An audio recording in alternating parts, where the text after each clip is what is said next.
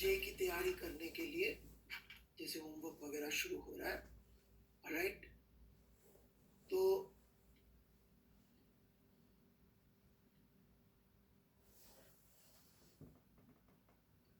भाई निकेत निश्चल जी अभी टेंशन पढ़ाई नहीं है, नॉट टॉट, नॉट स्टार्टेड, ठीक है। थोड़ी सी सीक्वेंस ऊपर और जो पढ़ा रहे हैं इधर उधर हो गई है, ठीक है। क्या तो मैं हर लेक्चर की शुरुआत 5 मिनट थोड़ी सी कोशिश करा करूंगा कि मैं आपको जेई की तैयारी वगैरह के बारे में और क्या मेंटल एटीट्यूड रहना चाहिए, ऑलराइट, इस बारे में थोड़ा सा प्रवचन टाइप दूं, ऑलराइट, ताकि आपको थोड़ा आइडिया रहे कि किस चीज़ों से किस तरीके से अप्रोच करना है, ऑलराइट। जैसे कि होमवर्क के बारे में, ओके। तो homework is very very important. In fact सबसे इंपॉर्टेंट चीज एक्चुअली होमवर्क की होती है, बच्चे रियलाइज नहीं करते, ओके। क्योंकि क्लास इज मोस्टली लाइक कि हम आपको जो है सिखा रहे हैं कि भाई सामने वाला ऐसे मारे तो ऐसे बचना, ऐसे मार देना, this is what is going, right. हम बता रहे हैं ऐसा करके। इमेजिन कि आपका बॉक्सिंग का मैच होने वाला है 2 साल बाद वर्ल्ड चैंपियन से, ऑलराइट। तो आपको रिंग में भी उतरना पड़ेगा और प्रैक्टिस भी करनी पड़ेगी, ऑलराइट। और दूसरा आपको जो है सीखना भी पड़ेगा कि क्या स्टाइल होती है, कैसे बचना है, कैसे मारना है। तो जो होमवर्क का अटेम्प्ट है that is more like getting into, alright, कैसे अटेम्प्ट करते हैं, ठीक है। तो that is like getting into the ring और एक्चुअली फाइटिंग इट आउट। और ये जो है उसकी तैयारी है, ऑलराइट, कि कैसे वहां पे उतर के लड़ेंगे बढ़ेंगे। तो इसलिए, ठीक है। तो होमवर्क को लेकर और पढ़ाई को लेकर इन जनरल सबसे इंपॉर्टेंट चीज ये है कि जब अपन, ऑलराइट, सवाल करने बैठे तो पहली चीज स्टेप 1, सब लोग लिखने को तैयार है? जो भी चीज के लिए यस बोलना चाहे वो अंगूठा कर दिया करिए, तो मुझे जल्दी समझ में आता है और चैटिंग भी दिखती रहती है। Okay, step 1 to attempt homework, okay. मान लीजिए हमने आपको 15 क्वेश्चंस दिए, 15 क्वेश्चंस होमवर्क में आपके पास है। तो आप अक्सर क्या करते हैं, एक क्वेश्चन सॉल्व किया फिर उसका आंसर चेक किया, करते हैं क्या ऐसे? करते हैं ऐसे? ऑलराइट, कई लोग करते हैं। ऐसा नहीं करना चाहिए। क्यों नहीं करना चाहिए? ओके, इसलिए नहीं करना चाहिए बिकॉज ऐसा करेंगे आप and if it is wrong, answer is wrong, right, तो फिर आप क्या हो जाएंगे? आप दुखी हो जाएंगे, गॉट इट। फिर सेकंड क्वेश्चन के लिए हिम्मत कम हो जाएगी। So not to do this, then what to do? Attempt after homework is finished.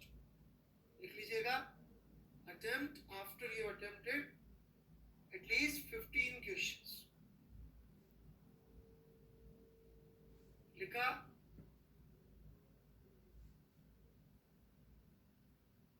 Look at answers after you have attempted at least 15 questions.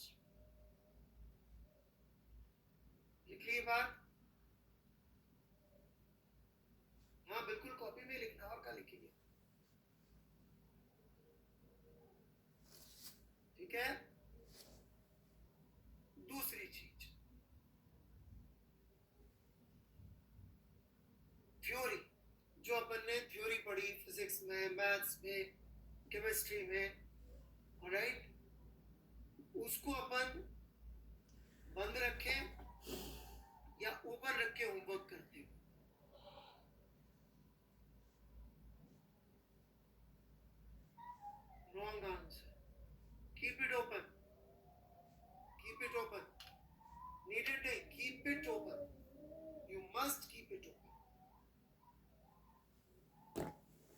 मत सोचिए कि अरे सर इसका मतलब तो मैं चीटिंग ही कर ले रहा हूँ, ये वो। जेई के सवाल देखे हुए नहीं आएंगे। In fact when you look at your notes while attempting questions, तब आपको पहली बार समझ में आएंगे कि जो टीचर कह रहा था वो अप्लाई कैसे।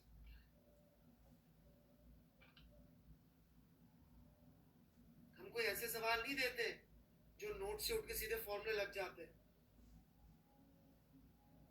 लिखा सबने?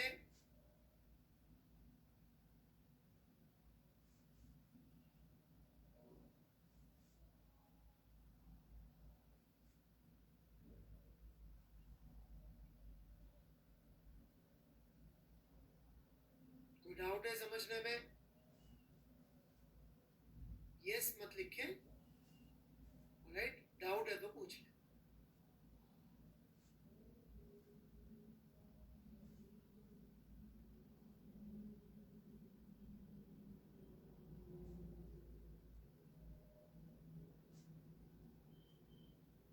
ठीक है, नोट्स खुला रख के अपन को होमवर्क करना है। तीसरा, अब अपन ने 15 सवाल सॉल्व कर लिए। Let's say 9 correct and 6 incorrect.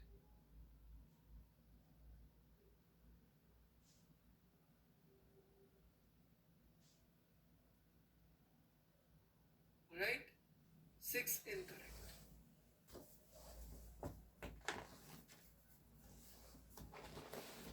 अब क्या करेंगे? जो गलत हो गए उनके लिए क्या करेंगे?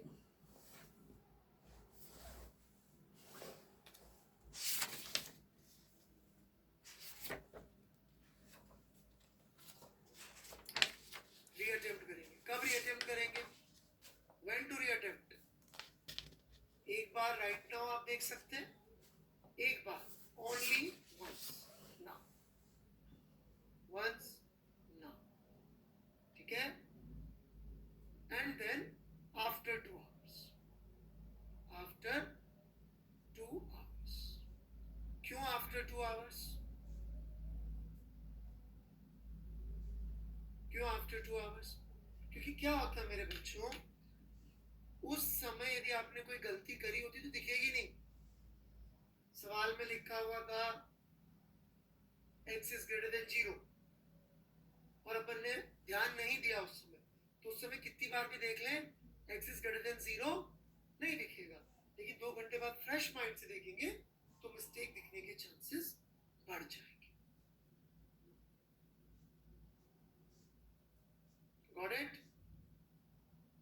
और आफ्टर 2 आवर्स वाली साइकिल आप कितनी करेंगे? कम से कम 3 साइकिल, मिनिमम 3 साइकिल्स।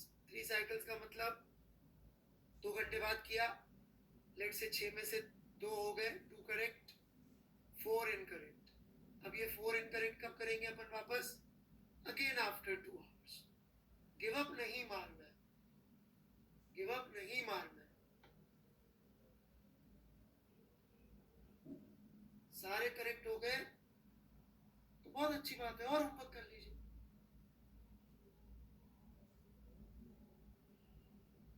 ठीक है, तो आज के लिए इतना ही, और मैं हर क्लास में छोटी छोटी सी बातें आपको बताता रहूंगा। राइट, और सॉल्यूशंस मत देखिए, और जब देखें फाइनली चौथा point, when solutions are posted, फिर क्या करेंगे? तो सॉल्यूशन पहले कॉपी करेंगे। Okay, copy the solution.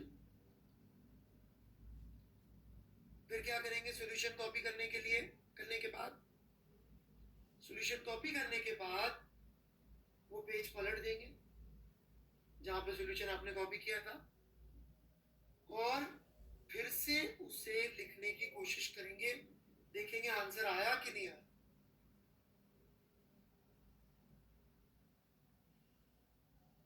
क्यों?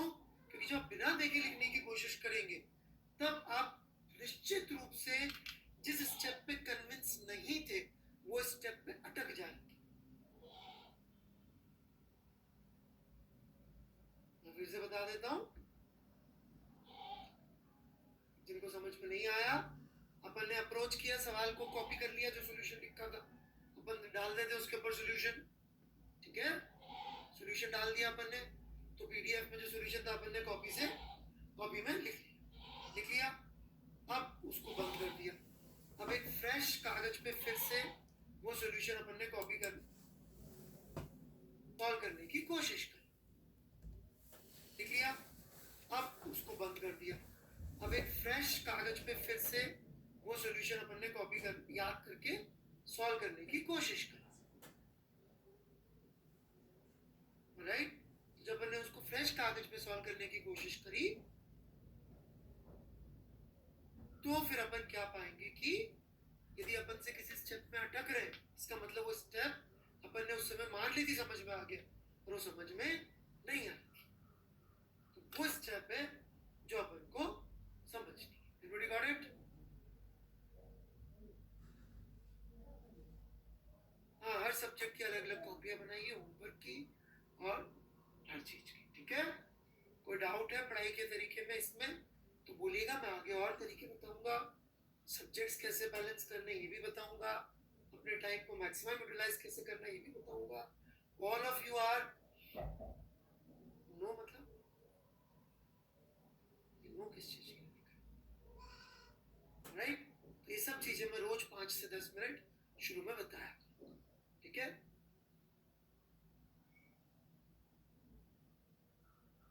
ठीक है, ये सब डाइट धीरे धीरे मैं अपनी सिक्कों से बताऊंगा, राइट, आपको जवाब मिल जाएंगे, ठीक है। Okay, so here we begin with the question today.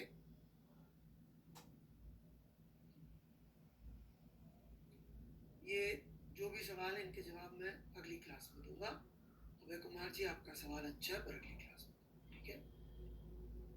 Olympiad के लिए मैं स्पेशल क्लास बहुत जल्दी सेट करने वाला हूँ, ऑलराइट, जिसमें ओलंपियाड के बारे में बात करूंगा, एवरेज स्टडी आवर्स इसके बारे में भी बात करूंगा।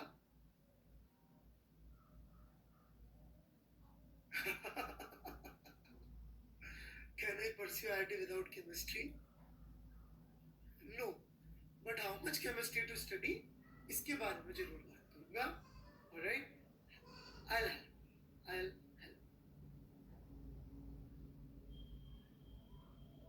कि केमिस्ट्री को एफिशिएंटली कैसे पढ़े ये भी मैं बताऊंगा, ठीक है। प्रशांत कुमार जी, चलिए, ready to study. So here is a question, copy pen निकाल लीजिए, मैं क्वेश्चन डिस्क्राइब कर रहा हूं। ये एक लिफ्ट है जो ए एक्सेलरेशन से ऊपर जा रही है, राइट, ये एक लिफ्ट है जो ए एक्सेलरेशन से ऊपर जा रही है, इसमें एक बंदा खड़ा हुआ है, ये खड़ा हुआ बंदा, हाँ नोट करिए, बिल्कुल नोट करिए, और ये 3 ऑब्जर्वर है, ए जमीन पे खड़ा है, बी लिफ्ट में उसके साथ ही ट्रेवल कर रहा है, सी एक दूसरी लिफ्ट में कांस्टेंट वेलोसिटी चल रहा है, right, acceleration of C is 0, ठीक है।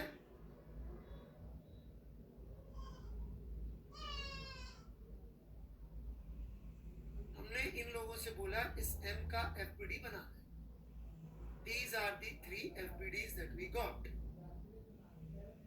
or may not have got.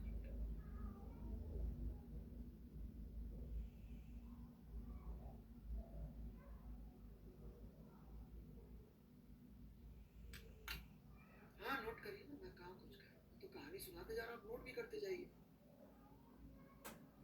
ऐसा मत सोचिए कि सुनना और लिखना साथ साथ नहीं हो सकता, ओके।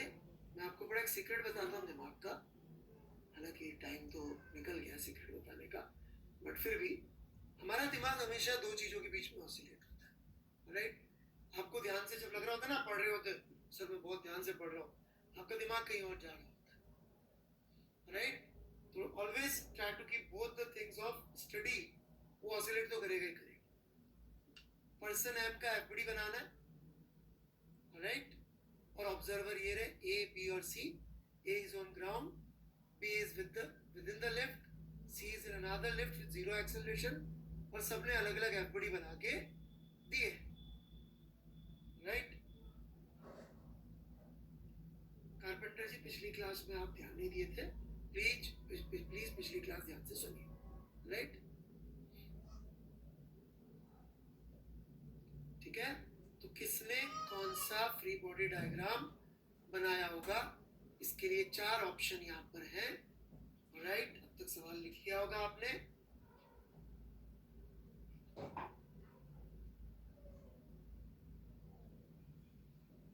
तो शुरू करें पोल. आराम से, टेक योर टाइम. किसने कौन सा एफबीडी बनाया होगा? पोल में बहुत टाइम देने वाला हूं मैं, not to worry, right?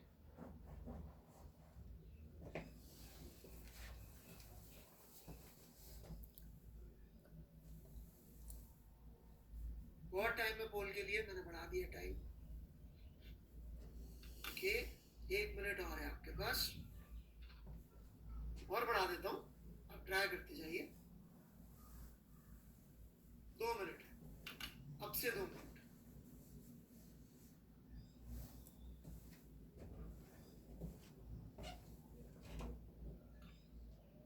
D option visible नहीं है, okay, let's cancel. D option ये दिख रहा है यार, ऑप्शन डी नहीं दिख रहा है. ओके ओके ओके, चलिए चलिए चलिए, मैं डी ऑप्शन पे थोड़ी सी इधर जगह कम हो गई थी. डी ऑप्शन यहाँ लिख देते हैं. डी ऑप्शन ए, बी, सी में बी, ठीक है? फिगर आपने बना लिए सब लोगों ने? फिगर्स बना लिए सबने? लाइक मार दीजिएगा.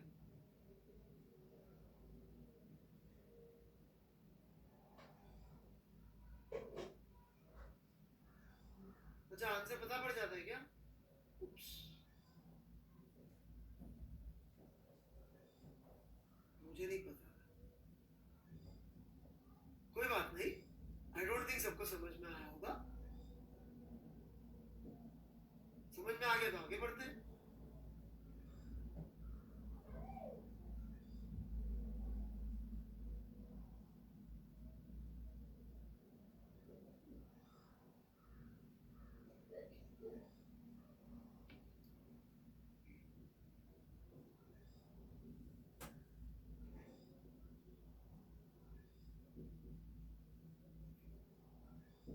ये इररिलेवेंट बात कर रहा है एक भाई, तो मैंने इसको ब्लॉक कर दिया. साइन एक्स पूछ रहा है, राइट?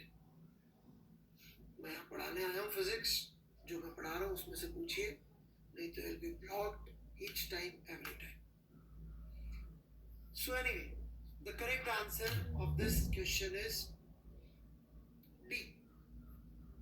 कौन समझा सकता है why D should be the answer?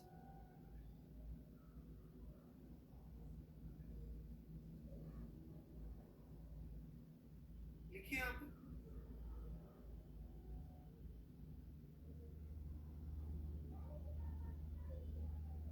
अरे वाह, आप तो बड़े अच्छे बच्चे हैं, वेरी नाइस. बहुत सारे आंसर सही आ रहे हैं. आयन यादव, आपके क्वेश्चन आंसर का खास मतलब नहीं है. एंड कंटेन्स, आप सेकंड लॉ से ही सोच रहे हैं, आप नहीं सीखना चाह रहे फिजिक्स. आप सेकंड लॉ के वायरस के बेसिस पे ही जिंदगी चलाना चाह रहे हैं, नहीं बिना समझे. ऑलराइट, बिल्कुल सही. देखिएगा, चूंकि फोर्स एब्सोल्यूट है, चूंकि फोर्स एब्सोल्यूट है, तो सब लोगों को एफबीडी सेम ही बनाना पड़ेगा.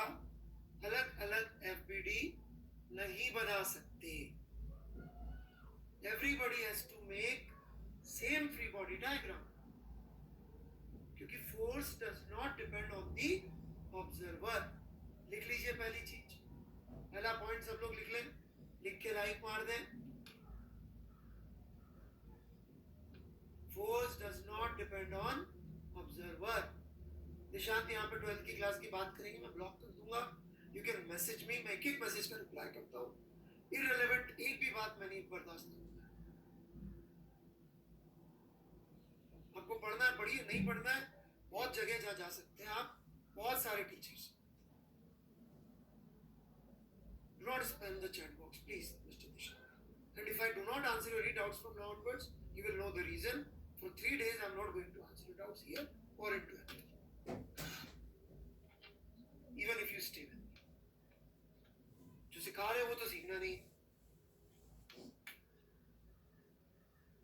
Alright. एक लॉजिक दिया अभी तक मैंने, दूसरा लॉजिक नहीं दिया। पहला लॉजिक सबने लिख लिया होगा। दूसरा logic, in free body diagrams में एमए अपीयर हो रहा है। क्या एमए फोर्स होता है? Is MA a force pole? Yes or no?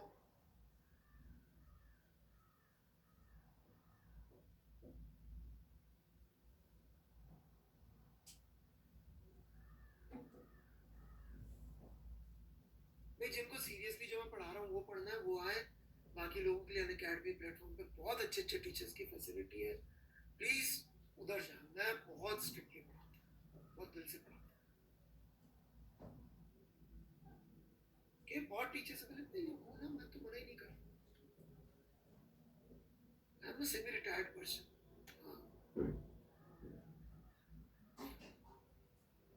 Alright, so MA force नहीं होता बेटा, ये बहुत बार मैं समझा चुका हूँ। ऑलराइट, फोर्स होता है mass mass interaction, which is this one. Alright,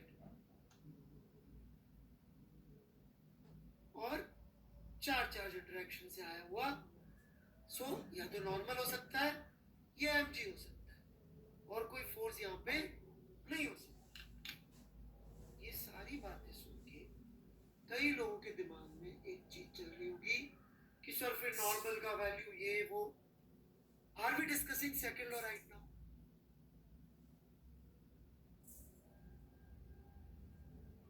no, we are not discussing second law right now.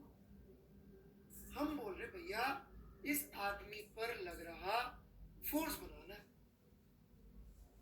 तो फोर्स बनाओ ना, कुछ और क्यों बना रहे हो? फिर भी कोई डाउट्स है तो आई एम ओपनिंग, पर देखना मैक्सिमम डाउट्स होंगे ना सेकंड लॉ से रिलेटेड आएंगे, जिसकी मैंने बात भी नहीं करी। राइट, जो क्वेश्चन पूछ रहा है या लिखा हुआ है क्वेश्चन पढ़ लो।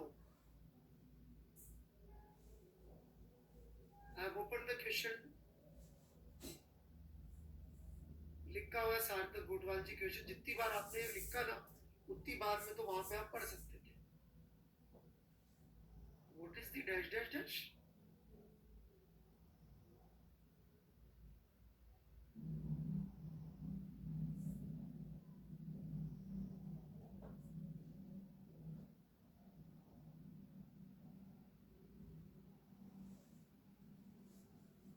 I don't think Praveen Agarwal ji what you are speaking is a doubt. Alright, I think it's a comment, and you think you are free to have an opinion, so enjoy your opinion. It doesn't mean anything, sorry.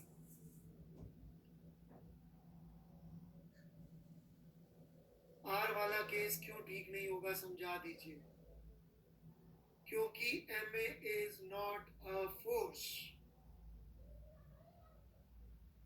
FBD है free body diagram. पिछला lecture सुनिए, कुशांत चौधरी जी जिसने भी कहा था जब जागो तब सवेरा, उसने फिजिक्स नहीं पढ़ी थी।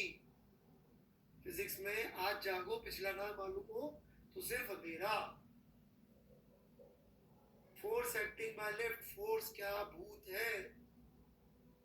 फोर्स क्या भूत है? What is normal then? Right, ये नॉर्मल जो कांटेक्ट से लग रहा है वो है। सिर्फ लिफ्ट में होने की वजह से फोर्स लगता है, मतलब आपके दिल की आवाज से फोर्स आता है। तो मैं क्या कर सकता हूँ? दिल की आवाज से फोर्स नहीं आता मेरे बच्चे, कांटेक्ट से फोर्स आता है या ग्रेविटेशनल पुल से फोर्स आता है। फ्री बॉडी डायग्राम, एक बॉडी पर लग रहे सारे फोर्सेस, पिछली क्लास में बोला था अदनान पठान जी, वेरी बैड, आपको पिछली क्लास का नहीं मालूम है। आज के अंदर सिर्फ एम का एफपीडी बोला गया है। पिछली क्लास में गधा भी था, दो गधे थे, एक समान था, समझे? आज सिर्फ एक ब्लॉक का एक का एफपीडी बोला गया है। कुशल जावेदकर जी, सवाल तो सुनिए। पिछली क्लास में दो दो गधे थे और समान भी था। Case of person C, I am saying C D, दुनिया में कितने भी ऑब्जर्वर ले आओ, एक ऑब्जर्वर ये है ई या D which is going with some variable acceleration a1, उसके लिए भी एफपीडी क्या होगा? मैंने दो बातें कही, आपने लिखा ही नहीं है। क्या दो बातें कही है मैंने?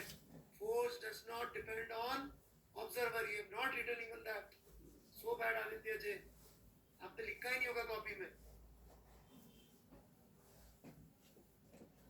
रौनक कुमावत जी के लिए आज भी F equal to M A force है, खुश रहिए। एफपीडी में सिर्फ फोर्स ही बनाते हैं। पिछला लेक्चर सुनिए, अली असगर जी। तो सर एक्सेलरेशन से कोई फर्क नहीं पड़ता क्या? न्यूटन को चिंता कर लेने दीजिए हिमांशु जी, अभी हम सेकंड लॉ की बात नहीं कर रहे। Sir why not force acting by lift? Answer, but acceleration variable हो तो different with respect to different frame, but force does not depend on frame. बड़ा बड़ा लिखवाया था सर। एम में है क्या? हर क्वांटिटी कुछ होती है क्या? Is every quantity something? हाँ, what is M into charge बटा आर, इसका नाम बताओ। फिर हर क्वांटिटी थोड़ी कुछ होती है। पिछली क्लास में बता चुका, शुरू से सुनिए।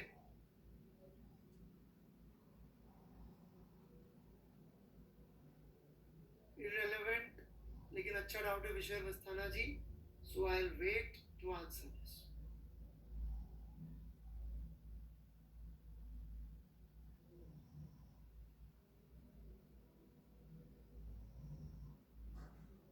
एमए फोर्स नहीं होता जो भी ये लिख रहा है। शुभम पानी जी, आपने 4 बार एक ही डाउट लिखा है, alright? So there are going to be consequences.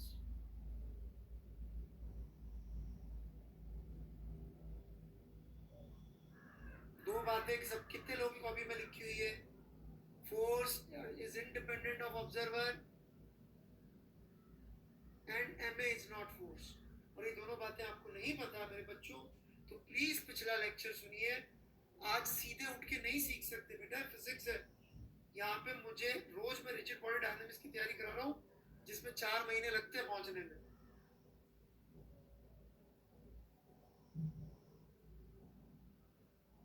So if MA is not force, this FPD and this FPD is gone,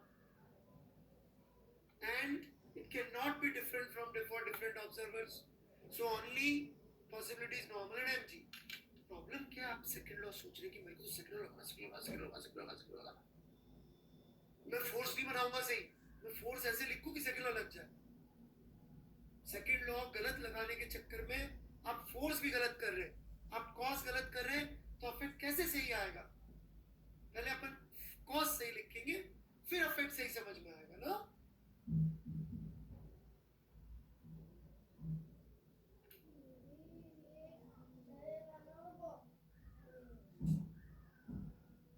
FPD observer का नहीं होता, मास का होता है। सुन भी नहीं रहा सवाल बच्चा। एमए को इग्नोर नहीं कर रहे, एमए फोर्स ही नहीं है तो उसका क्या करेंगे? फोर्स ही बनाने होते हैं एफपीडी में। बेटा मैं हर लेक्चर में पिछले लेक्चर की चीजें यूज करूंगा, मजबूरी है, फिजिक्स ऐसी होती है, राइट? कुछ सब्जेक्ट है जहाँ पे रोज आप नया सीख सकते हैं। फिजिक्स तो बहुत बोरिंग है, पिछले सब्जेक्ट टॉपिक से रिलेटेड होता है हर चीज।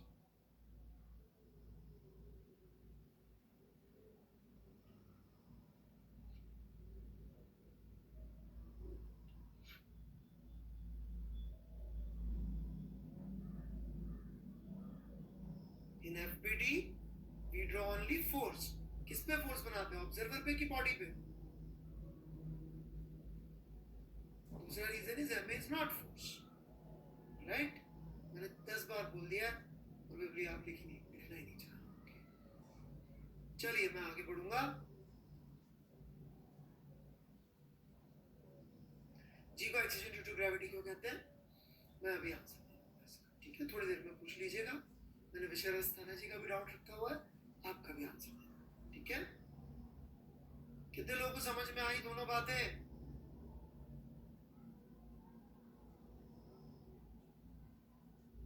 बोल.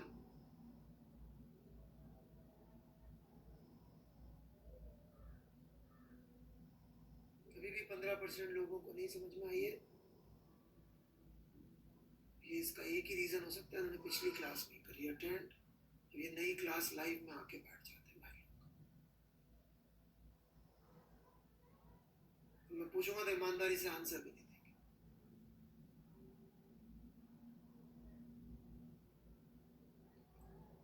बच्चों, मैं आपके भविष्य के लिए ही कह रहा हूं कि कितने बच्चों ने मेरी अभी तक के सारे लेक्चर अटेंड किए हुए, झूठे आंसर मत दीजिएगा प्लीज. बोल. अभी तक के सारे लेक्चर अटेंड किए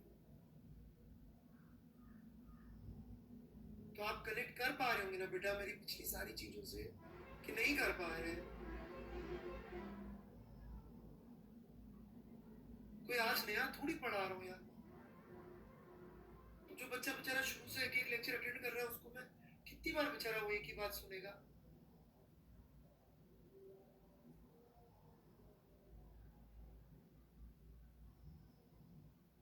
प्लीज पिछले लेक्चर दोबारा सुनिए. ओके,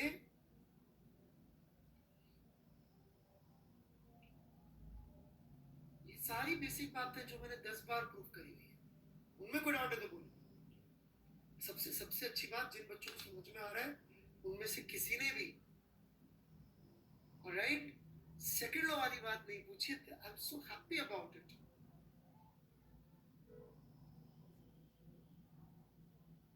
क्यों? क्योंकि अभी हमें सेकंड लॉ नहीं सोचना है, अभी हमें सही फोर्सेस बनाने. स्टेप 1, सारे फोर्सेस सही बनाने.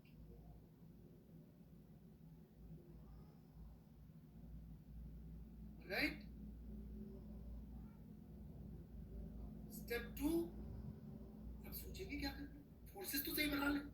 Without correct cause correct effect आ सकता है क्या? नहीं आ सकता ना. तो इस चिंता में कि सेकंड लॉ मेरे से कैसे लगाऊंगा, तो मैं ऐसा करूं फोर्स ही गलत बना दूं. राइट. तो सारे ऑब्जर्वर्स ने यही फोर्स बनाया होगा लिफ्ट में खड़े हुए इस आदमी पर. ठीक है, मैं आगे बढ़ूं.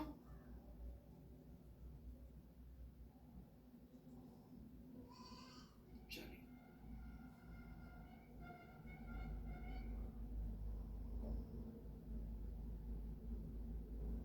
ये बंदा लिफ्ट में खड़ा हुआ है, ये हमारा ऑब्जेक्ट है जो लिफ्ट में खड़ा हुआ है,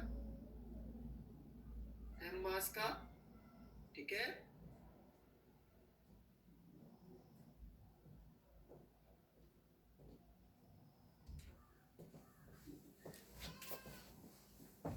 तो अब मैं आपसे ये पूछना चाह रहा हूं कि किस ऑब्जर्वर ने राइट ए, इसने कौन सी इक्वेशन लिखी होगी? बी, जो लिफ्ट में ही खड़ा था, इसने कौन सी इक्वेशन लिखी होगी?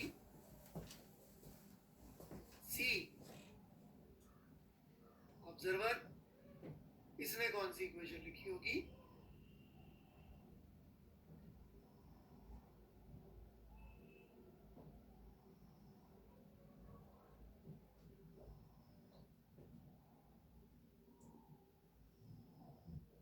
राइट.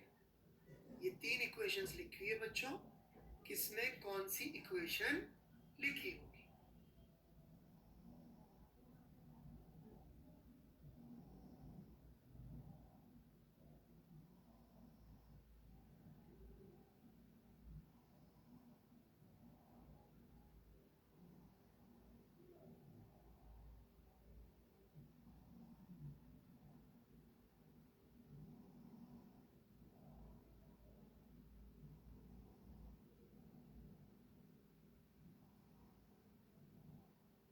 ये इधर मत देखिएगा, गलत लिखा हुआ टाइपिंग मिस्टेक्स, यहाँ से मत कॉपी करना. These are wrong. That's why I'm confident.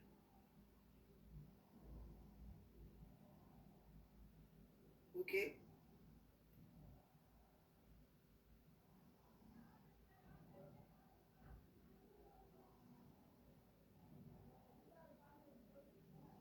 So correct answer is n minus is equal to ma, n minus mg is equal to ma.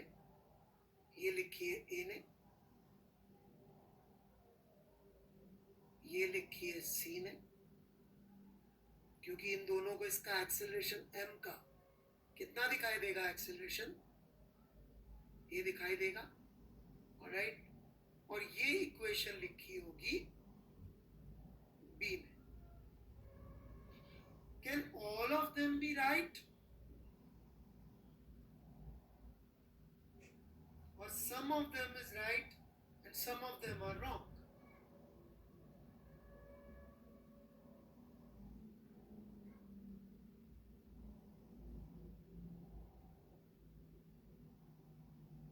Which observer is right?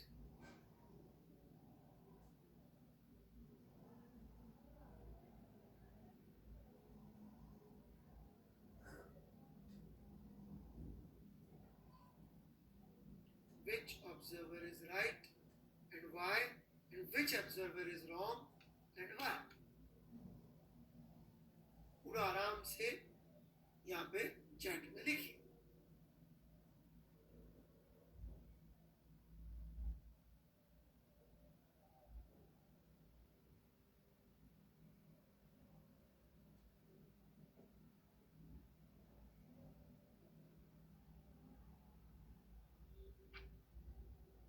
ये multiple correct थोड़ी लेता होगा, मुझे तो problem है chatting.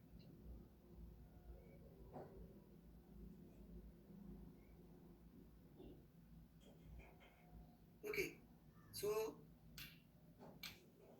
Alright, Newton second law कितना भी पढ़ा लीजिए समझ में नहीं आता है लोगों के. ऑलराइट, तो हियर वी गो. क्या इनर्शियल फ्रेम बताता हूं मैं, क्या कॉन्सेप्ट था न्यूटन सेकंड लॉ का. न्यूटन सेकंड लॉ का कॉन्सेप्ट बस इतना सा था कि एक बॉडी पर नेट फोर्स लिखना है, एक बॉडी पर, और उसको ma के बराबर कर देना है, जहां पर a is acceleration observed from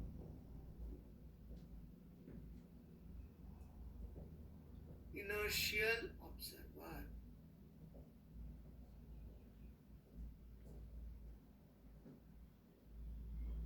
right, inertial observer की प्रैक्टिकल डेफिनेशन क्या अगले 3 महीने तक, कुछ समय तक.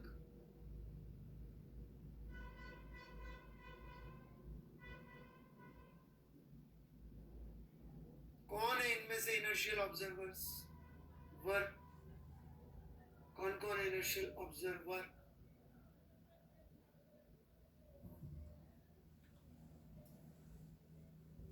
A is inertial observer, और जो A का एक्सेलरेशन है कितना है, 0, उतना ही एक्सेलरेशन किसका है, C का.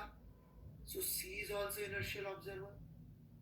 So they are allowed to write second law.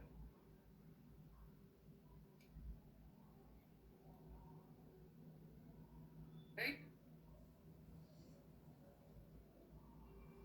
They are allowed to write second law.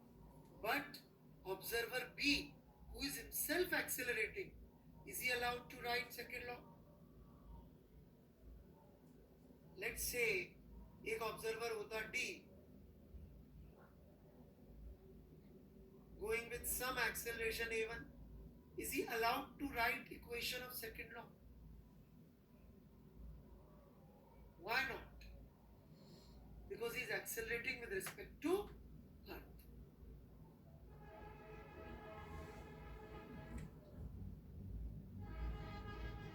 So he is not an inertial observer. ये बिल्कुल गलत बोल रहे हैं, because he himself is accelerating. Nihal, you are not studying.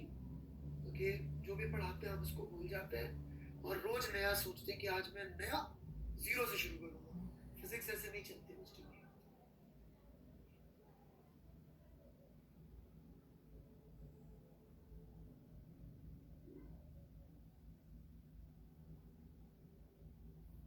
Okay, so I'm opening for questions now.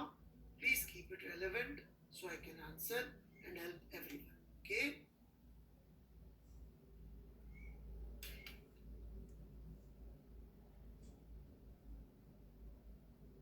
You can ask doubts. I'm opening the question tab.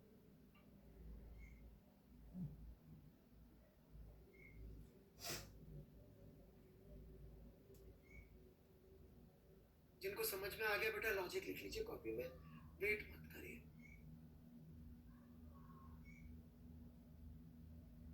Please explain observer C. Okay, यदि कोई constant velocity से चल रहा है, v is equal to constant, right, तो इसका कितना acceleration हुआ mister Dark? What is the acceleration of this? 0. और जो जमीन पे खड़ा है उसका कितना एक्सेलरेशन है जमीन के रिस्पेक्ट में मिस्टर डार्क? 0. तो ये दोनों एक्सेलरेशन वाइज एक ही जैसे हुए कि नहीं? Acceleration wise. हेंस यदि ये इनर्शियल है तो ये भी इनर्शियल है। Got it mister dark? नाम प्लीज प्रॉपर नाम रखिएगा। नेक्स्ट टाइम मैं जो है इस तरह के आईडीज यूज नहीं करूंगा, पे आंसर्स नहीं दूंगा।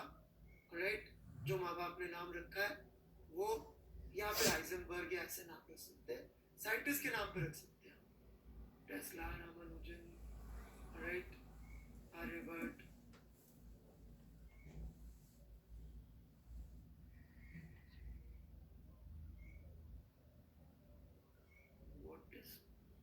और इतने सारे क्वेश्चन मार्क, मीनिंगलेस।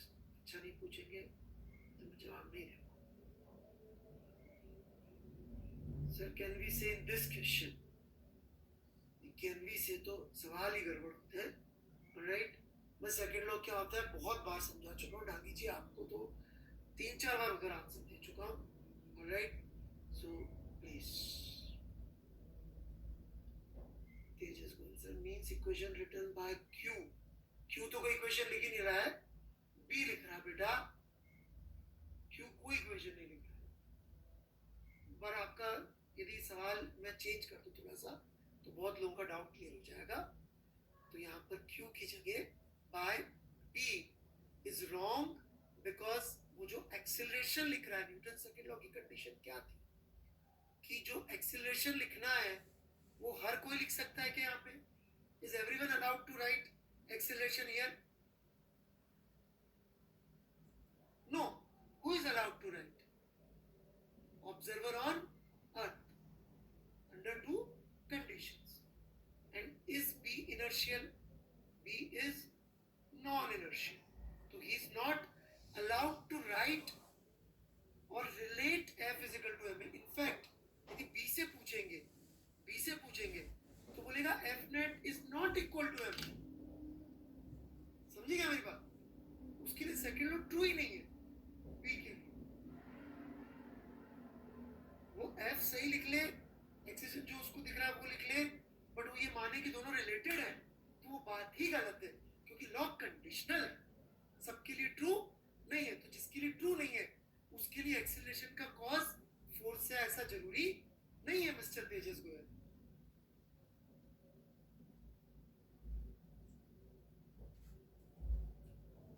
कंडीशनल का मतलब ही ये था, हमारे दिमाग में वायरस जो सोचता है कि एक्सेलरेशन हमेशा फोर्स से आना चाहिए। क्यों? क्योंकि मान के बैठे फिजिकल टू एम यूनिवर्सल। दूसरे लेक्चर, पहले लेक्चर पे जा चुका हूं, इतना रिलेट करूंगा चीजों लॉजिक से। तो इस आदमी को ये लॉ लिखना ही अलाउड नहीं है भाई।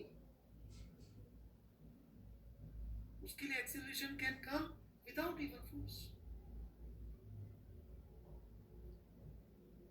आदर्श कुमार जी, मैंने आंसर दे दिया, मेरे ख्याल से समझ में आ गया। लास्ट वाला समझा, मुझे याद नहीं आता लास्ट क्या।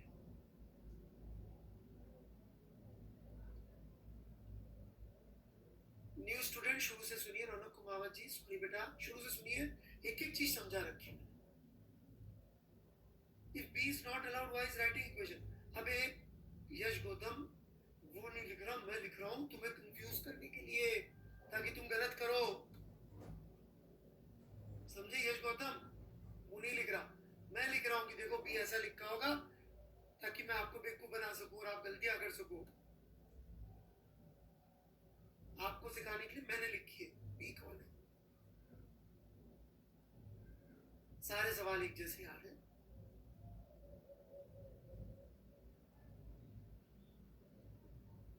आर्यन बजाज जी, बयान आपको तो मेरे ख्याल से आपके हिसाब से भगवान जाने सेकंड लो क्या है। Aryan Bajaj sir, force on M should be zero for inertial observer. आपने कौन सी फिजिक्स कब बना ली? I have no idea, right. Inertial observer के लिए आपने नई फिजिक्स बनाई कि F is equal to zero होता है, ये आपकी फिजिक्स है, न्यूटन की। ऊपर जा रहा तो माइनस है, बहुत बढ़िया, उसका एक्सटेंशन जीरो है।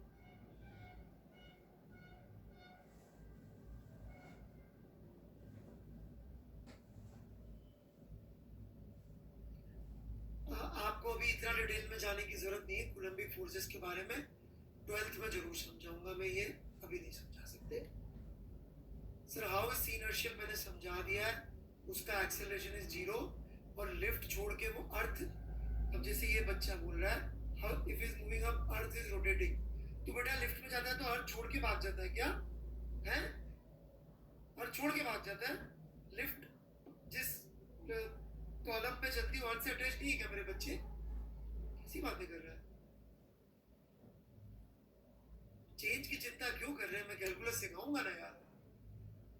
न्यूटन ज्यादा फेमस जो है वो न्यूटन्स लॉ के लिए, राइट? जब वो मैं सिखा पा रहा हूँ तो कैलकुलस को तो सिखा ही दूंगा ना भाई, मेरे क्यों टेंशन लेना?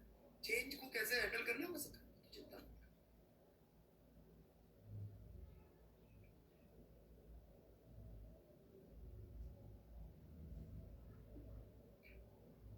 बेटा किसी की ऐसी हालत है कि सारे लेक्चर सुनने के बाद भी समझ में नहीं आ रहा है, तो there are you can go to other teachers, right? मैं तो थोड़ा सा फिक्स्ड हूँ इस मामले में, तो I am sorry.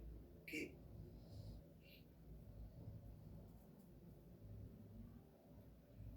so B right wrong equation, yes.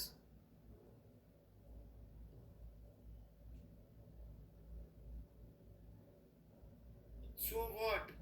वो उसके रिस्पेक्ट में sir B and M are both are in the lift, so can M be considered at rest with respect to B? Yes, but उससे inertial की definition change नहीं होगी। Observer B, maximum लोग के question observer B के ही थे, मैंने समझा, ठीक है?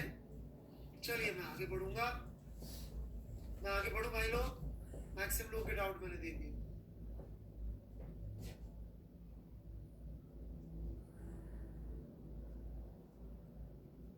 ठीक है, जिनके रह गए छोटे मोटे आप थोड़ी देर में फिर से पूछ लीजिए, ठीक है? मैं कोशिश करूँ।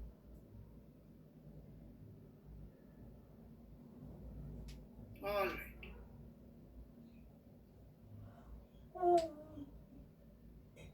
एक्चुअली नेक्स्ट स्लाइड,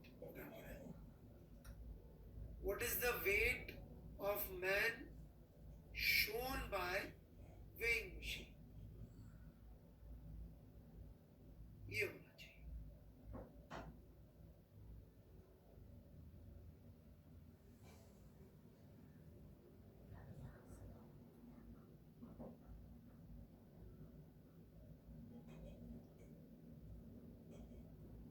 प्रांजल गुप्ता जी का डाउट का जरूर जवाब देना चाहूंगा।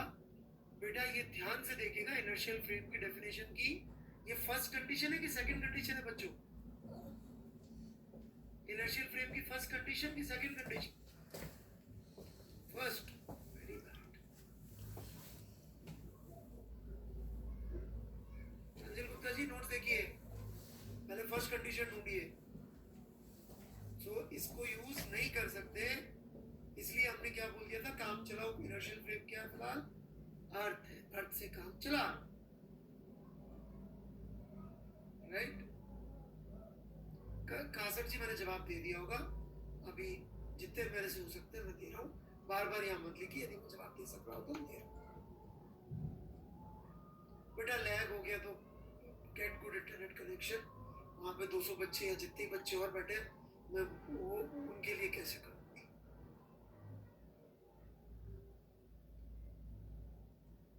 समझ में आया प्रांजल जी? आंसर कर दिया सार्थक जी।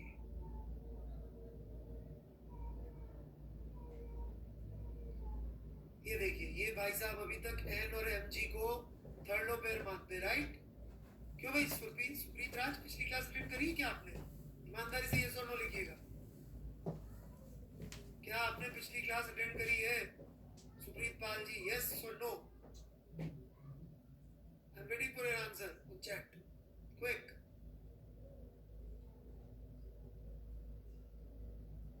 झूठ मत लिखिएगा, यदि करी है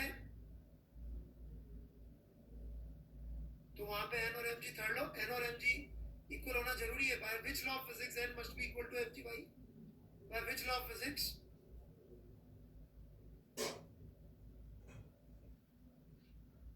कुछ भी मतलब रट्टा मार के आप सेकंड लॉ से, second law says N is equal to M G. बेटा पिछला लेक्चर मैंने कहा था कि सब लोग पूरा दोबारा सुनना गधे वाला सवाल, ताकि अपन गधे ना बने रह जाए, बट कुछ लोगों ने वो सवाल दोबारा सॉल्व नहीं किया। I am sure about it, किया होता तो डाउट बचता ही नहीं।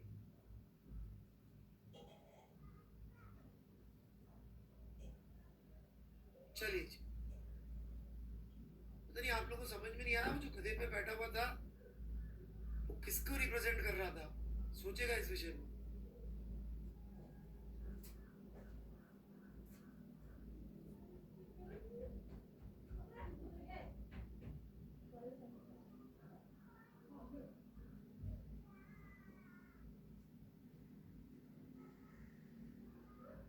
कहाँ गया यार ये?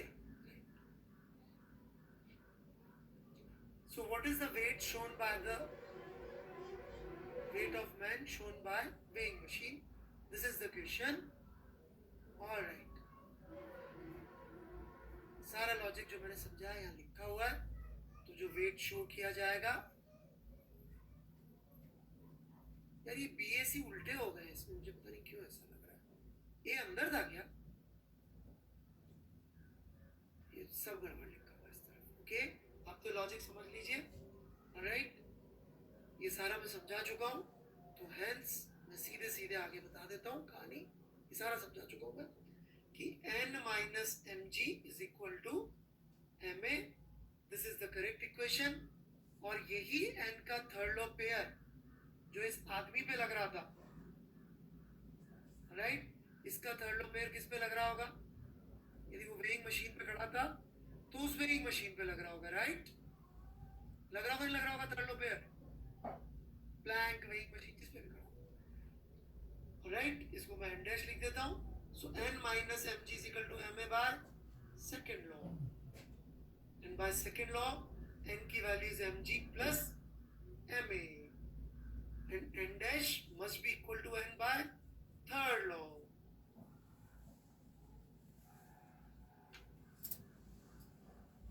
तो वेइंग मशीन जो मास, जो फोर्स एक्सपीरियंस करेगी, उसकी वैल्यू उसके वेट से ज्यादा आएगी। mg is equal to m Rishikesh का साथ, वो वाला डाउट, ओके बेटा, ओके वो भी ले लो, पक्का ले लो बस। बहुत अच्छा डाउट मिलेगा, आई एम सॉरी, है ना? I am sorry. तो n डैश की वैल्यू इसके बराबर आई है इस स्पेशल कंडीशन में। गधे वाले सवाल में n डैश की वैल्यू mg आई थी। क्यों आई थी गधे वाले सवाल में n डैश की वैल्यू mg? क्योंकि वहां a नहीं था, बस।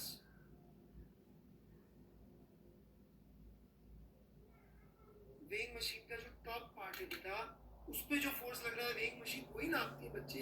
खुद का वेट क्यों इंपॉर्टेंट होगा? खुद का वेट इंपॉर्टेंट नहीं होगा,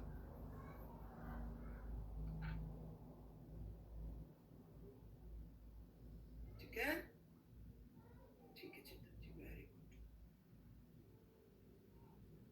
तो ये बंदे के ऊपर ये दो फोर्स लग रहे थे और इसका एक्सेलरेशन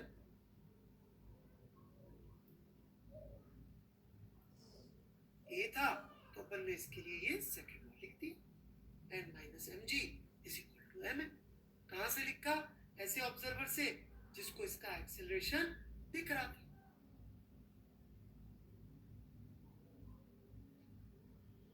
ठीक है, मैं आगे बढ़ू। सर जी को फील करती है, क्या लिखा? पक्का? ये गलती भी आप और करेंगे सूडो फोर्स करके, कोई रटा देगा आपको हुल जलूल। किताबों में दिया होता है सूडो फोर्स, लोग वो जुगाड़ लगाते हैं।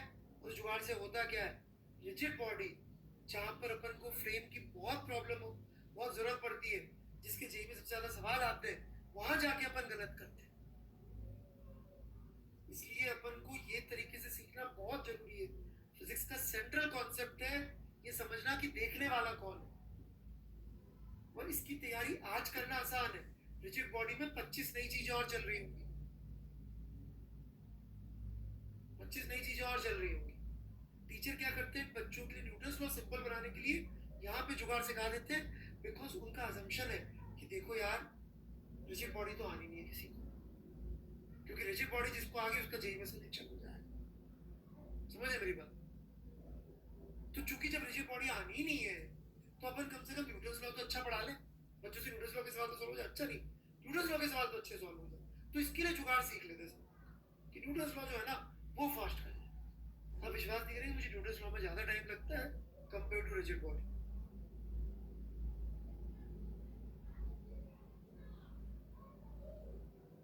क्यों?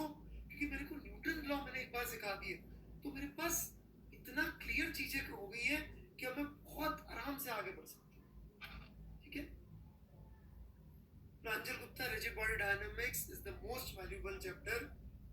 हर साल 4 या 5 सवाल जेई में आते हैं उससे।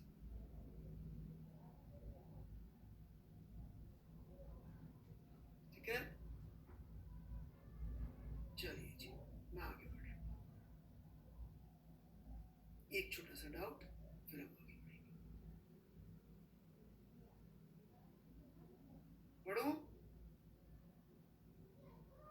ओके, आप ये समझ लीजिए rigid body dynamics is like half of organic chemistry या हाफ ऑफ इनऑर्गेनिक केमिस्ट्री, जो आप 2 साल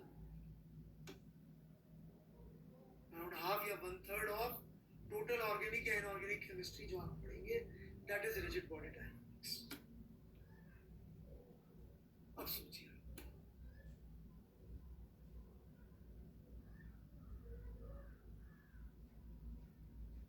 2 साल में जितनी आप ऑर्गेनिक इनऑर्गेनिक फिजिकल केमिस्ट्री पढ़ेंगे, उसका हाफ या 1/3 टाइम इज रिजिड बॉडी। अब या तो मैं देखूं नहीं उसको, उसमें पीछे के सारे 9 चैप्टर लगे, नहीं होगा डिफिकल्ट, नहीं होगा डिफिकल्ट, मैं हूं ना, नहीं होगा डिफिकल्ट। हाँ, लेकिन कोई सीरियस स्टूडेंट उससे पूछेगा कि रिजिड बॉडी कैसा होता है, वो बोलेगा साहब बहुत डिफिकल्ट होता है, ये होता है वो होता है, आपको डिफिकल्ट नहीं लगेगा, ये गारंटी।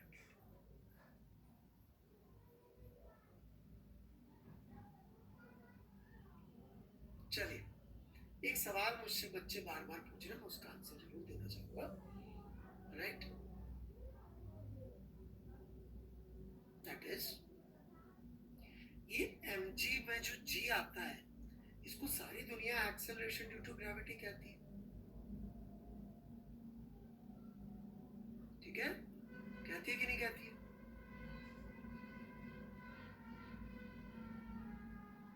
कहती है ना। लेकिन मैंने तो कहा था ऐसा सोचो मत, ये तो GME/RE² है। राइट, ठीक है, तो पहली चीज तो इसको बेटर तरीका इसको कहने का ये भी नहीं है। राइट, इसको कहने का बेटर तरीका है free fall acceleration, free fall acceleration. ठीक है, ये थोड़ा बेटर तरीका है इसको बोलने का। फ्री फॉल एक्सेलरेशन कहने में टेक्निकली कोई मिस्टेक नहीं। क्यों नहीं है? क्योंकि मान लीजिए एक ऑब्जेक्ट के ऊपर सिर्फ यही फोर्स लग रहा है, ओके? एक ऑब्जेक्ट पे सिर्फ यही फोर्स लग रहा है, नेट फोर्स ही एक है, और हम जमीन से खड़े होकर देख रहे हैं।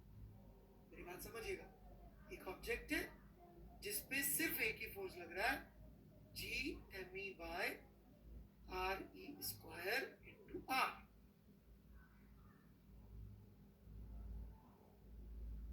ठीक है? अरे यार ये क्या लिख दिया, sorry eraser eraser eraser eraser, उप्स।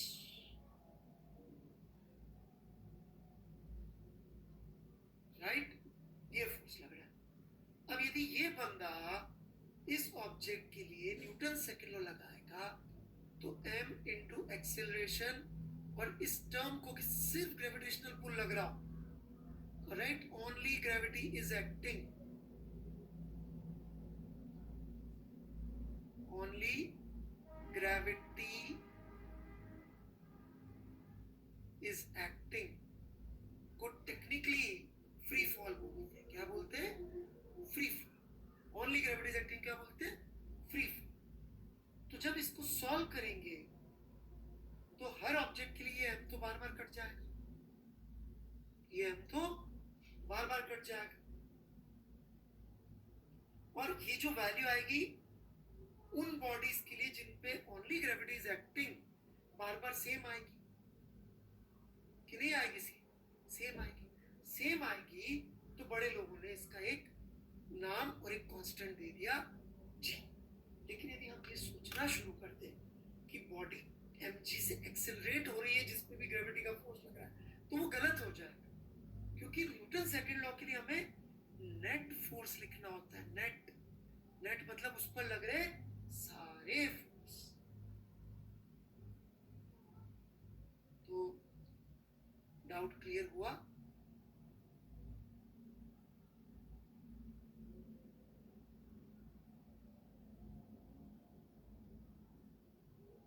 ठीक है।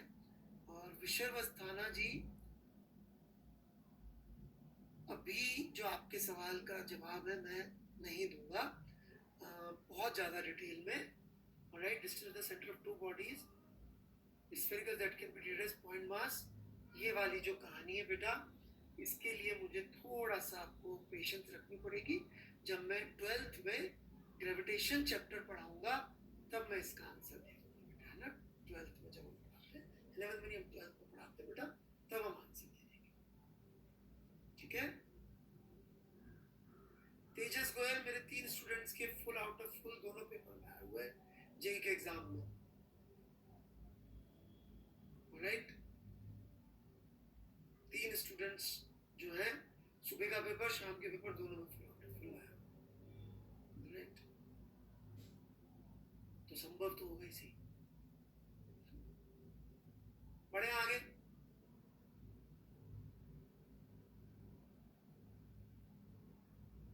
ठीक है विशर्व जी, इससे ज्यादा अभी आंसर नहीं पाएगा। कोई और डाउट्स बचे हो तो पूछ लीजिए। ऑलराइट,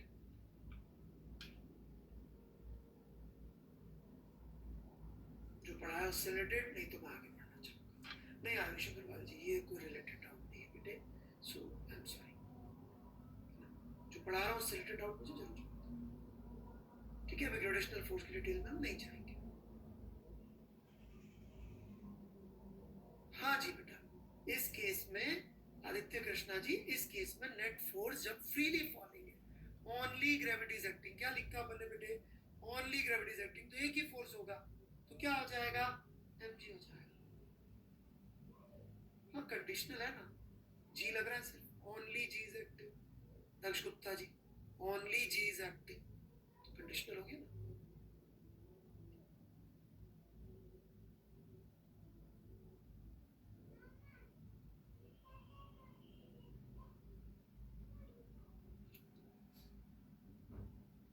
टेबल यदि वर्टिकली सब कुछ है तो yes. Why yes? Because table कि पहले अपन ब्लॉक का एफबीडी बना लेते हैं। क्या ये फ्री फॉल कर रहा है? क्यों भाई जयेश जी, ये फ्री फॉल कर रहा है? इधर टेबल पे रखी हुई बुक, तो टेबल पे रखी हुई है। This book is kept on table, so it is freely falling. वाह, ये ऐसे गिर रही है। यस लिख रहे लोग।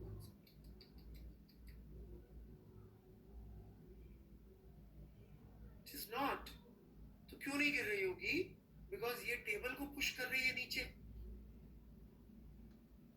एन से, और third of air and dash से। ये बेटा वही गधे वाला ही सवाल है, इसमें अंतर क्या है? आप थोड़ा इज्जत से बात कर रहे हैं, बुक और टेबल बोल रहे हैं, मैं आदमी और गधा बोल रहा था, मतलब दो गधे बोल रहा था, कोई खास अंतर नहीं। Same question. चलिए मैं आगे बढ़ूं।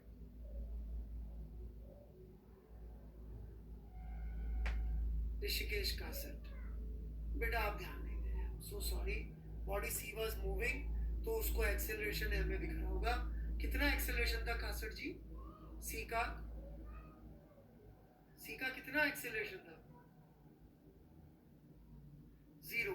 तो यदि इसका एक्सेलरेशन 0 था, तो इसको दुनिया में चीजों का एक्सेलरेशन क्या दिख रहा होगा कासट जी?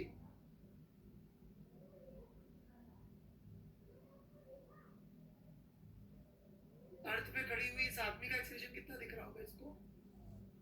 इस आदमी का कितना एक्सेलरेशन दिख रहा होगा कासट जी? 0। तो इन दोनों में एक्सेलरेशन वाइज कोई अंतर दिख रहा है आपको?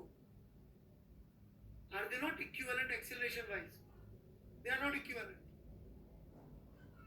Why they are not equivalent, Mr. Kasut? So if they are equivalent, so if this is inertial, so this is inertial because acceleration wise they are equivalent.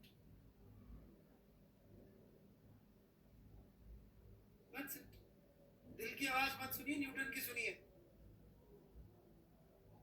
दिल की आवाज सुनेंगे धोखा होगा, या फिर आर्टिस्ट बनेंगे, है ना? हाँ। तीसरा force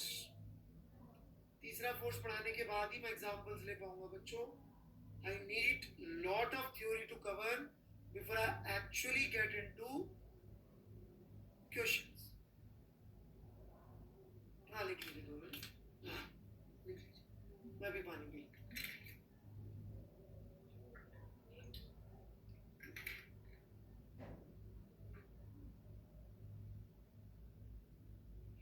There should not be any first thought, Mr. Prabhat. You should just make free body diagram. Kushal Chaudhary ji इसके साथ ही होगा वेक्टर्स। टेंशन बढ़ा के हम लोग थोड़ा थोड़ा वेक्टर भी लेने लग जाएंगे। ओके, राहुल कुमार जी आपके क्वेश्चन का कोई मतलब नहीं।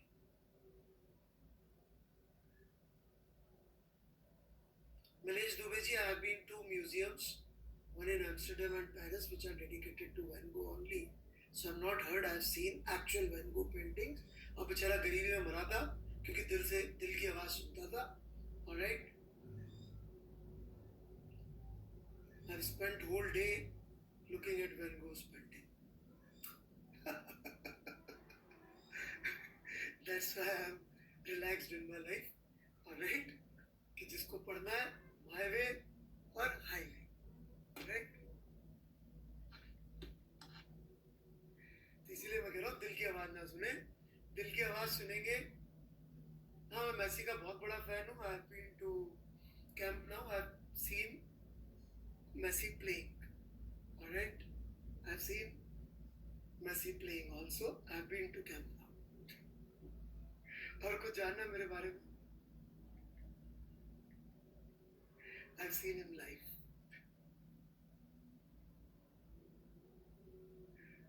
No, this is not a lie. Okay? चलिए मैं आगे बढ़ता हूँ। Alright?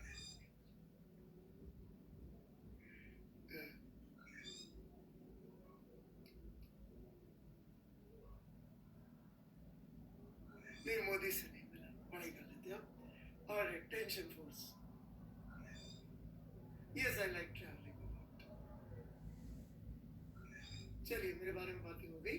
तीसरा force tension. Alright, I know of two Ronaldos and both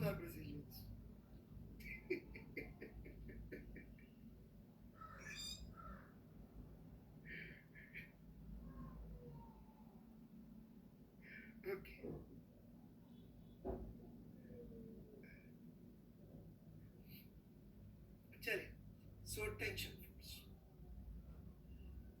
focus.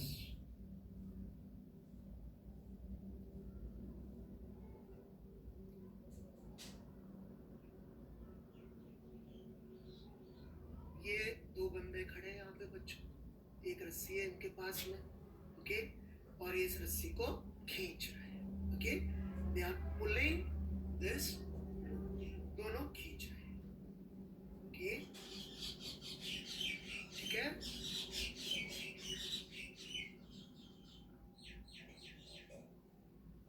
बढ़ो आगे।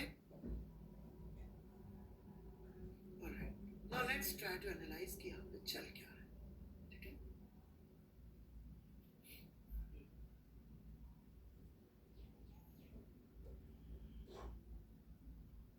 कोई जरूरत नहीं है, मैं बता रहा हूँ, ठीक है, मैं बता रहा हूँ, कोई बात नहीं, मैं समझा रहा हूँ, मत लिखिए, जरूरत नहीं है अभी, जब जरूरत होगी मैं लिखवा दूंगा। अब मैं इस आदमी के हाथ में जो रस्सी है उसका एफबीडी बनाऊं, ओके, जो इस आदमी के हाथ में रस्सी है इसका एफबीडी बनाऊं, तो जो बगल वाली रस्सी होगी, राइट, जो ये बगल वाली रस्सी होगी, यहां से मुझे इसको ब्रेक करके सोचना पड़ेगा। नहीं लिखना बेटा पूरा, मैं समझा रहा हूँ, फिर लिख लीजिएगा, मेरे को पता है कब आपको क्या लिखना है, हैव पेशेंस बेटा, ठीक है, मैं बता दूं। तो मैं क्या कर रहा हूँ, इस पूरी रस्सी को मैं, जो यहाँ से यहाँ तक थी, इस रस्सी को मैं यहाँ से ब्रेक करके, ऑलराइट, अलग से जितना इस आदमी के हाथ में रस्सी है उसका अलग से फ्री बॉडी डायग्राम बना रहा हूँ। आदमी का भी पूरा नहीं बना रहा हूँ, आदमी के हाथों में जो है बस उतने का बना रहा हूँ, ठीक है। तो इस आदमी को रस्सी खींचेगी, रोप कैन ओनली पुल, ये जरूर लिख लीजिएगा। नॉर्मल क्या करता था, सिर्फ नॉर्मल क्या करता था, सिर्फ पुश, ऐसे रस्सी क्या करेगी, सिर्फ पुल। तो रस्सी इस आदमी को ऐसे एक फोर्स T1 से पुल कर रही है। ब्रेक क्यों किया आदित्य राज? बेटे ब्रेक इसलिए किया ताकि हम लोग रस्सी के अंदर क्या चल रहा है वो एनालाइज कर सके। जैसे कि ये पेन है, इसको हम खींच रहे हैं, तो इसके अंदर क्या चल रहा है वो जानने के लिए बेटा आदित्य इसको हमें तोड़ के देखना पड़ेगा कि अंदर क्या चल रहा है। आदित्य इज दैट क्लियर बेटा?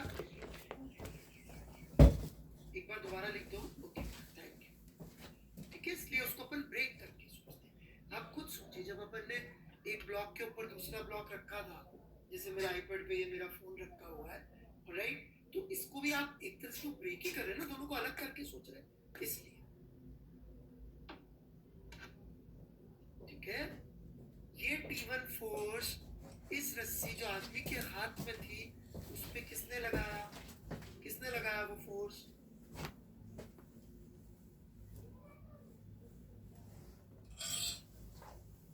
बगल वाली रस्सी ने। तो यहाँ पे इस रस्सी के ऊपर एक फोर्स लग रहा होगा T2। क्या हम T1 T2 के बारे में न्यूटन के किसी लॉ से कमेंट कर सकते हैं क्या? न्यूटन के किसी लॉ से कमेंट कर सकते हैं क्या T1 T2 के रिलेशनशिप के बारे में? बहुत बढ़िया, शाबाश।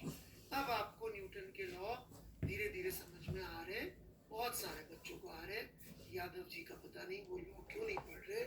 Alright, so T1 is equal to T2 by which law? By which law? Third law. लिख लीजिएगा। क्यों बाय थर्ड लॉ? रस्सी के इस हिस्से ने रस्सी के इस हिस्से पे फोर्स लगाया, राइट। वैभव राज थोड़ा सा लफड़ा है जो आप लिख रहे हो उसमें, अभी बोलता हूँ 1 मिनट में। ये एक्शन रिएक्शन लिखने वाला एक भाई और आ गया है, अंकित आयुष। क्यों बच्चों, हम लोग क्या एक्शन रिएक्शन लिखते हैं?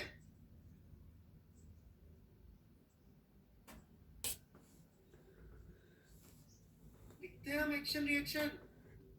It's a crime. somebody is committing crime here. crime against physics.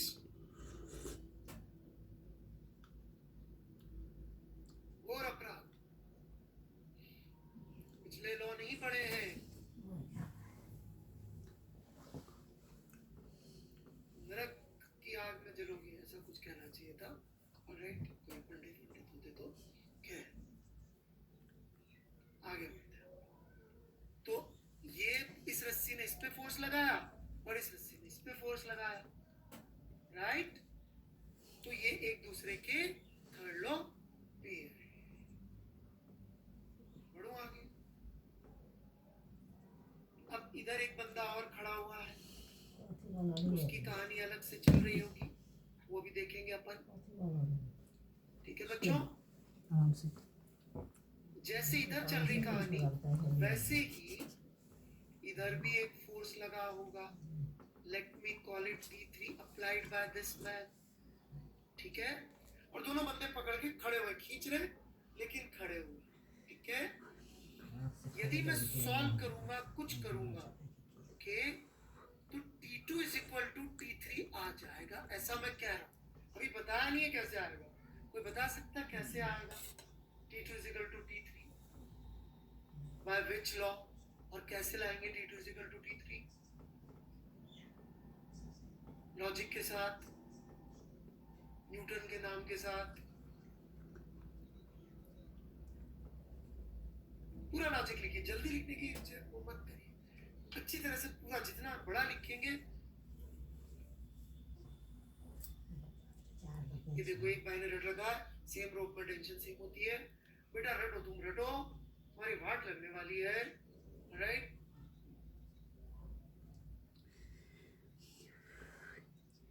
देखिए यदि मैं अपना बच्चों इस रोप को,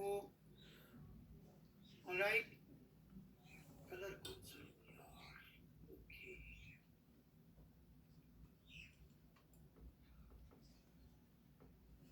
अबे इसमें आंसर नहीं चाहिए था. कलर कौन सा? चुप. कलर में भी answer they.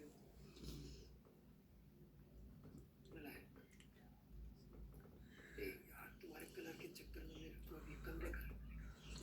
T2 minus T3 is equal to, इस रोप के ऊपर मैं न्यूटन का सेकंड लॉ लगा रहा हूं. ठीक है. बहुत सारे केसेस में तो हमें रोप दे रखी होती है मासलेस या लाइट.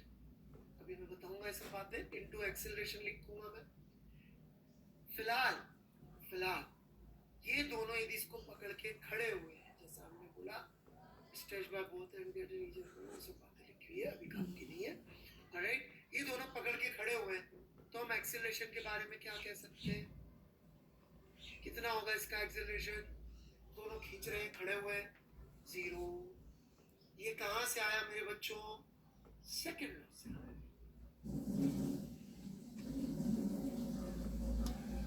एक्सेलरेशन किसने ऑब्जर्व किया इसका 0?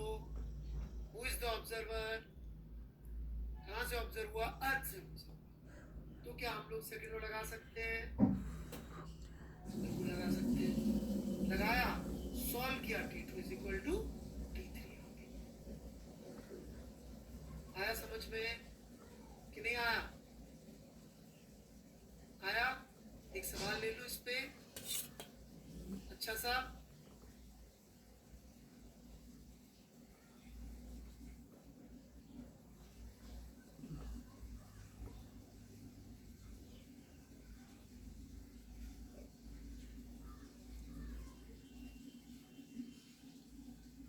बोल कर लेते भाई.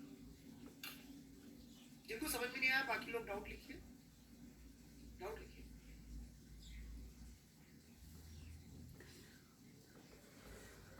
समझ में आ गया इसका बोल है भाई.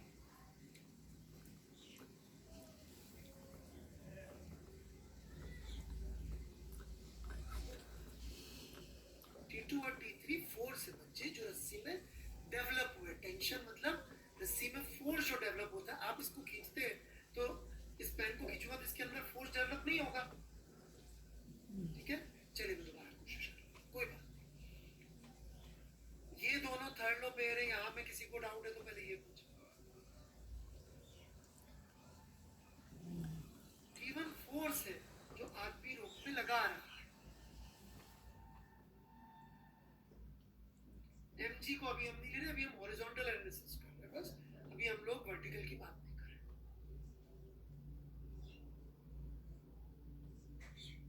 ये दोनों थर्ड लॉ से है, इसमें डाउट है तो लिखिए जल्दी से। शुभम पानी जी, मुझे नहीं लगता आपने पिछला लेक्चर ध्यान से सुना है। हाँ, रोप लगा रही है बची हुई रोप में। T1 फोर्स, अच्छा मैंने मैन बोल दिया, sorry sorry sorry, T1 T2 मैंने गलत बोल दिया, मैं दोबारा बोला था, पहले सही बोला था। राइट, आदमी के हाथ में जो रोप है उसके ऊपर बची हुई रोप फोर्स लगा है। ठीक है, दोबारा बोल रहा हूँ, गलती हो गई। ये जो आदमी के हाथ में रोप है उसके ऊपर बची हुई रोप फोर्स, ठीक है।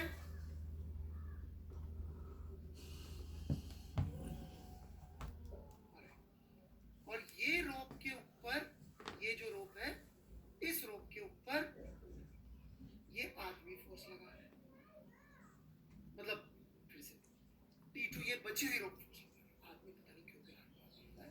राइट, T2 जो है फोर्स, ये रोप इस रोप पे लगा रही है, तो by third law they are equal. इसमें कोई डाउट है?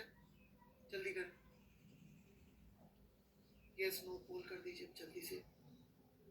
डाउट है तो लिखिए, डाउट लिख दीजिए। इसमें भी डाउट है, क्या गड़बड़ हो रहा है यार मुझसे बोलने में। मैं दोबारा समझाऊंगा, मेरे से कुछ बोलने में गड़बड़ हुई है। Let me try it again, not to worry.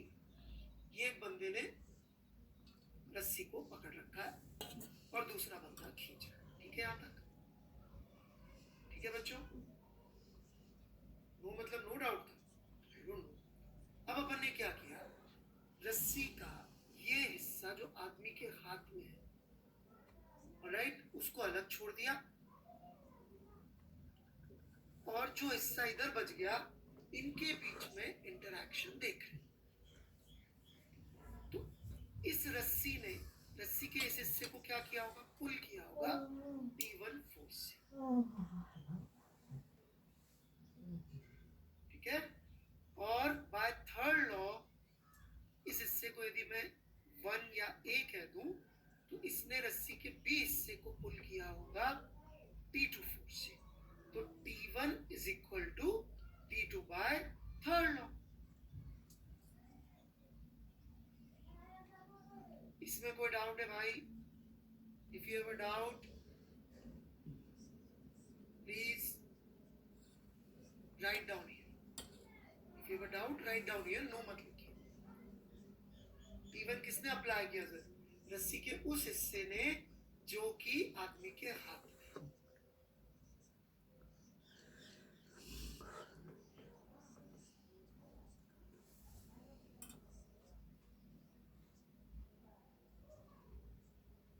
और इन दोनों का नाम है टेंशन फोर्स, राइट।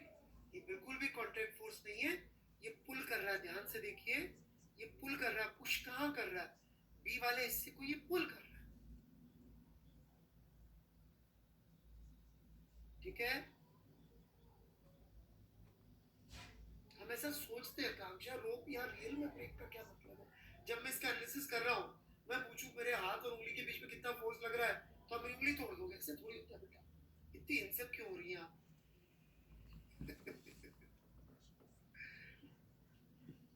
राइट।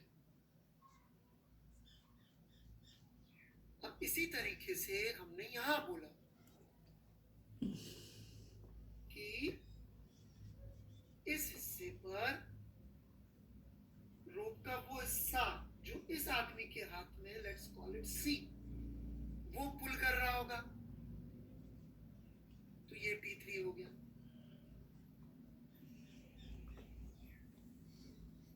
यहां तक कोई डाउट है? बोले, लिखे। C हिस्सा B वाले हिस्से को इधर से पुल कर रहा होगा। डाउट है तो लिख दीजिए, नो मत लिखिए, वो कर दीजिए, अंगूठा कर दीजिए। डाउट वालों को लिख दीजिए, जिनको समझ में आ गया अंगूठा कर दीजिए। हाँ, T3 का एरो इस तरफ है, पुलिंग होता है, पुल टेंशन फ्रिक्शन ऑलवेज पुल्स, तो पुल्स किधर होगा, इधर होगा।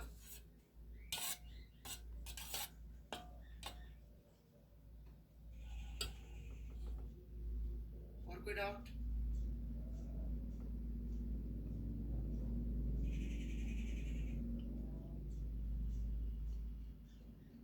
T1 किसको पुल करेगा, B को पुल कर रहा है, ये A वाले को पुल कर रहा है। T1 is pulling A part of the rope, ठीक है, and then there would be T4. T3 is equal to T4 by which law? Again third law. अब मुझे T2 T3 में रिलेशनशिप निकालनी है, इसका लॉजिक नहीं समझोगे तो एक भी अच्छा सवाल, ढंग का सवाल कभी सॉल्व नहीं। अब ये मेरा सिस्टम हो गया, इस सिस्टम पे मैं न्यूटन सेकंड लॉ लगाता हूँ, T2 minus T3 is equal to mass of B into acceleration of B as seen from ground। कितना एक्सेलरेशन दिखेगा, 0, तो इस केस में T2 is equal to T3 आ गया। आप यदि घटिया किताबें पढ़ेंगे, ऊल जलूल चीजें पढ़ेंगे, तो वो आपको रटा देंगे। जैसे एक बच्चे ने लिखा था कि रोप में टेंशन सेम होती है, मैंने प्रूफ किया, मैंने मेहनत करी है करने के लिए, लेकिन लोग आपको रटाना चाहेंगे, बेटा रट लो, रस्सी में टेंशन सब जगह सेम होती है। मैं रटाना नहीं चाहता, क्यों, वो आज थोड़ा सा टाइम नहीं बचा, नहीं तो I would have taken an example जहां मैं आपको दिखा देता कि ये सेम होती है। बेटा रट्टा मारो, बेटा रटने से क्या होगा ना, वो आप रट लोगे कि अच्छा जब मास सेम होता है तब सेम नहीं होती, जब मास लेस होती है तब नहीं होती। बेटा रटना काम नहीं आएगा। हम न्यूटन के लॉ लगाना क्यों नहीं सीख लेते यार? तकलीफ होगी शुरू में न्यूटन के लॉ सीखने में, बट बाद में हमें इतना सब कुछ क्लियर दिखा करेगा कि हमें कोई घुमा नहीं पाएगा। तो अच्छी लगा दे है से, बाप रे बाप, आधा रात नहीं से हम 10 महीना नहीं दे पर अच्छा रखा तेरे 10 मिनट में मोबाइल में कब कर दिया T2 minus T1? तब पास रोप के हर पॉइंट पर थर्ड लॉ लगाएंगे तो भी पता नहीं बच्चे क्या लगा रहे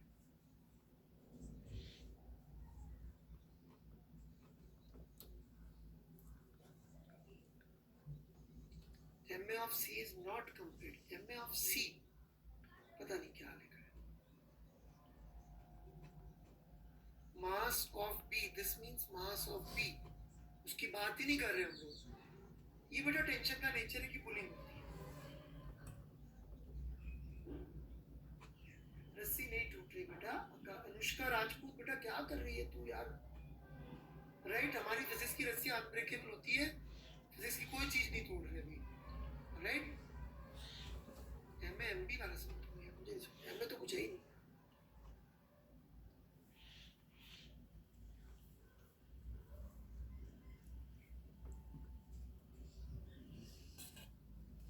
क्योंकि हमारा सिस्टम बी है मेरे भाई, इस पे लगा रहे हम लोग, न्यूटन सेकंड लॉ इस पे लगा रहे। क्या कर रहा है भाई, इस पे लगाएंगे तो इसी का मास लिखेंगे ना, न्यूटन सेकंड लॉ लगा इस पे रहे और मास किसी और का लिख दे। हे भगवान क्या कर रहे हो भाई, इस पे लगा रहे न्यूटन सेकंड लॉ, तो इस पे लगाएंगे तो इसी का मास लिखेंगे ना भाई, ठीक है? अनफॉर्चुनेटली खत्म नहीं हो पाया, इसलिए मैं पूरी तरह से होमवर्क नहीं दे पाऊंगा, but may be I think I will be able to give homework. आज एक वर्कशीट में अपलोड कर दूंगा, राइट? बेटा दोनों पकड़ के खड़े, सबका ही एक्सेलरेशन 0 है यार। बेटा सबकी इसलिए है ना, धीरे धीरे अभी बेसिक तो पकड़ ले अपन, first law second law third law तो ना सीखे, पहले अपन आगे आगे कंडीशन ले लो। अगेन ये लेक्चर बहुत इंपॉर्टेंट था, प्लीज दोबारा सुनकर जो चीज रह गई हो उसके नोट्स कॉपी कर लीजिएगा, खासकर लिफ्ट वाला सवाल, नहीं तो बहुत प्रॉब्लम होगी। Thank you very much, bye bye.